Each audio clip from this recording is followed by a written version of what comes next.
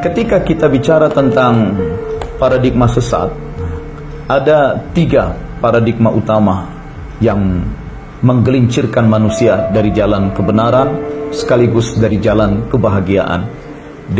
Karena itulah manusia hidup menjadi tersesat dan menderita dalam kesengsaraan. Yang pertama adalah paradigma tentang materialisme.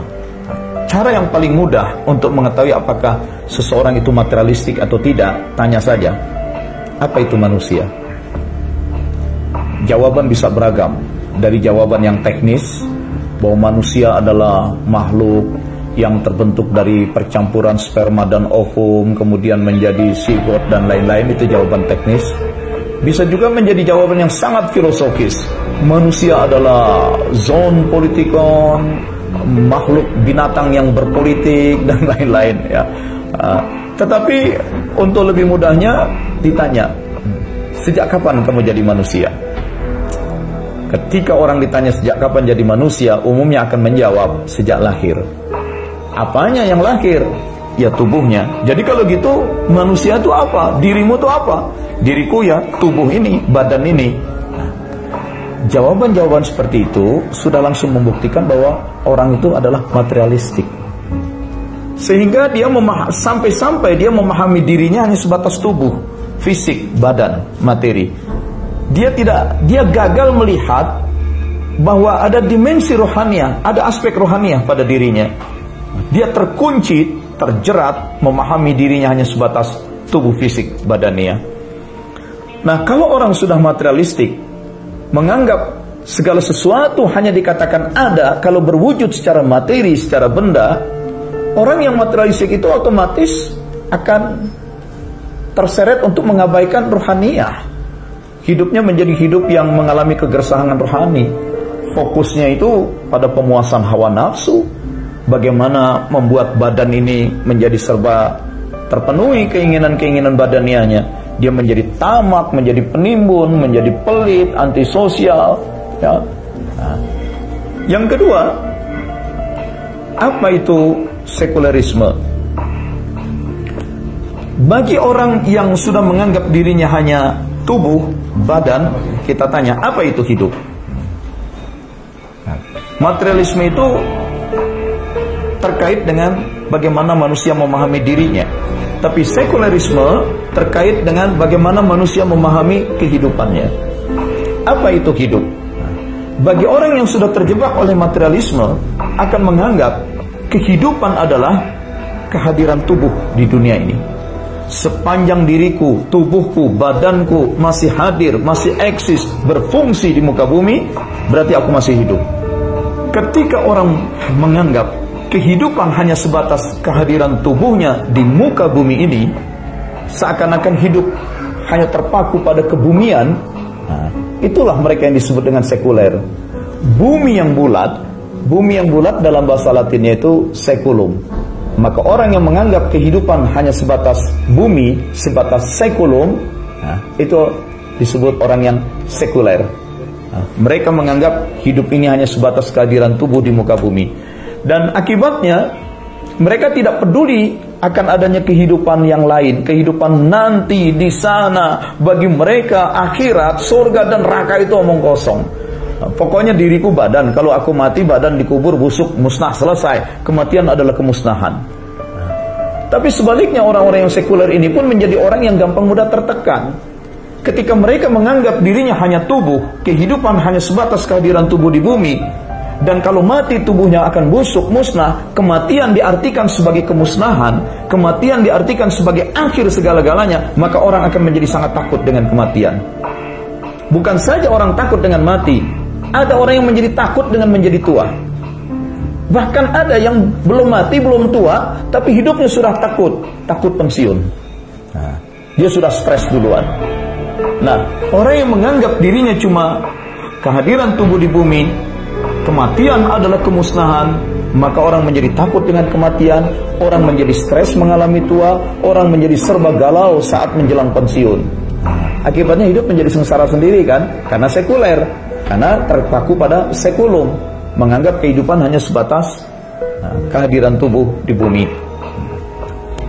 Lalu kepada orang-orang yang materialistik, menganggap dirinya cuma tubuh. Sekuler menganggap kehidupan cuma sebatas kehadiran tubuh di bumi. Kepada mereka kalau kita tanya, lalu apa yang kalian inginkan dalam hidup ini? Jawabnya, hampir semua orang akan berkata, yang kami inginkan adalah happiness, kebahagiaan. Lalu bagaimana kebahagiaan itu? Bagaimana Anda memahami kebahagiaan? Ya karena diriku adalah tubuh, badan, disebut kebahagiaan kalau hal-hal itu membawa kenikmatan, kesenangan bagi badan. Maka ada orang yang gagal untuk merasakan bahagia dengan menolong orang lain. Ada orang yang gagal merasakan bahagia dengan menyenangkan orang lain. Ada orang yang tidak merasa perlu untuk menjalin silaturahim yang baik dengan orang tuanya.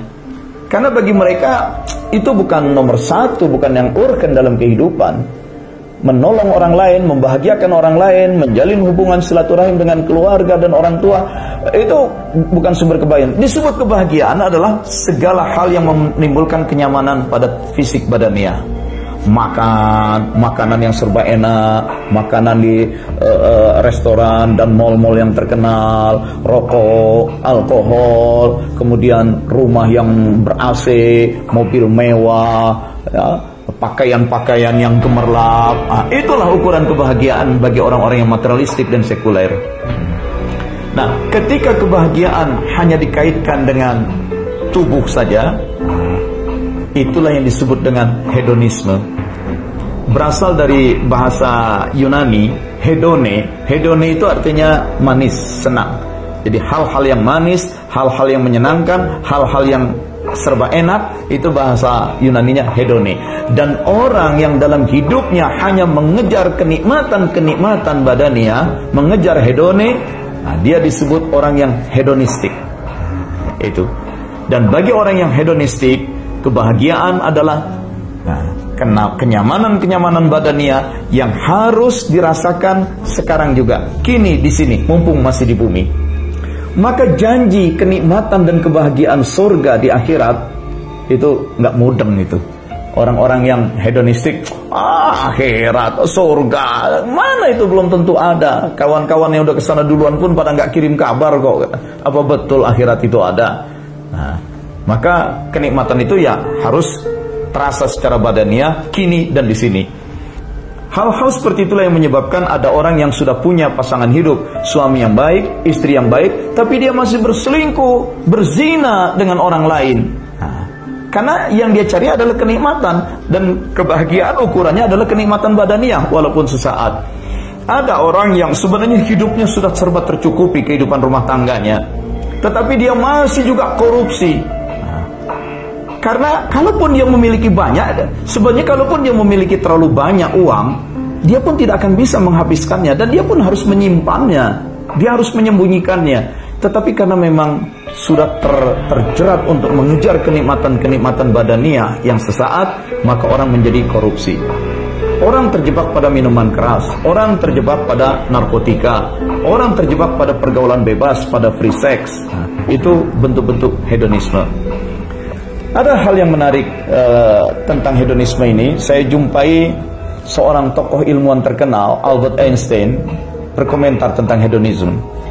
The ideals which have always shone before me and filled me with the joy of living are.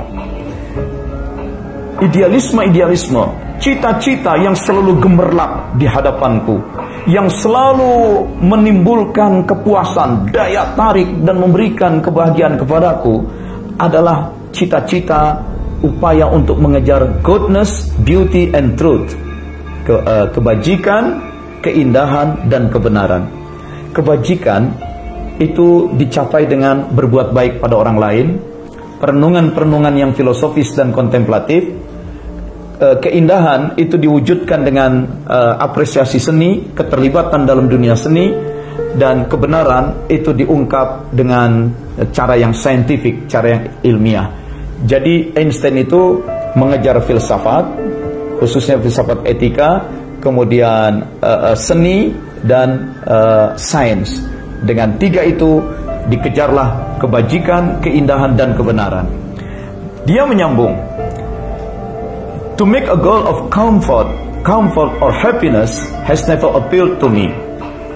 cita-cita hanya untuk mendapatkan kenyamanan, kenyamanan badania, kebahagiaan dalam arti kenikmatan hidup badania, hal itu tidak pernah menarik perhatian saya.